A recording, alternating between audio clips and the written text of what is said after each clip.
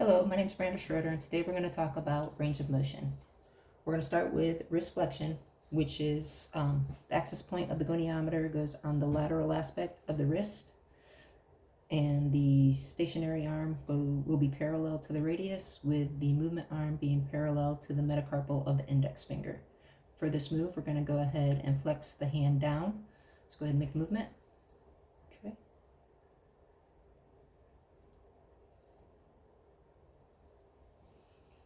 And we are at 84 degrees.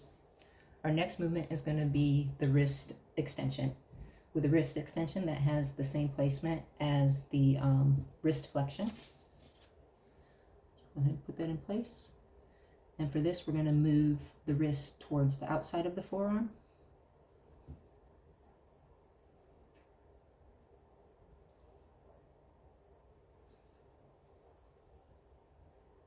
And that has a range of motion degree-wise of 51.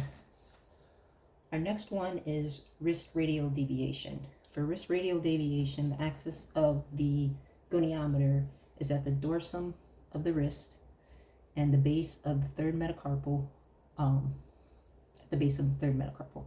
Your stationary arm is at the center of the forearm, and the movement arm is parallel with the third metacarpal.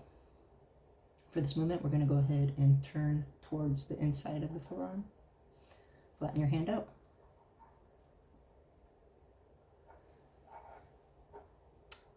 And that is 20 degrees. Our next movement is the wrist ulnar deviation, which is the same placement as the wrist radial deviation.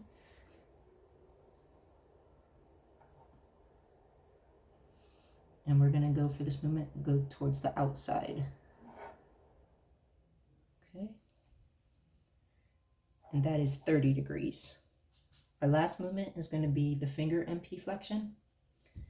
And the goniometer is going to go on the center of the MP joint, with the stationary arm at the top of the metacarpal and the movement arm at the top of the proximal phalanx.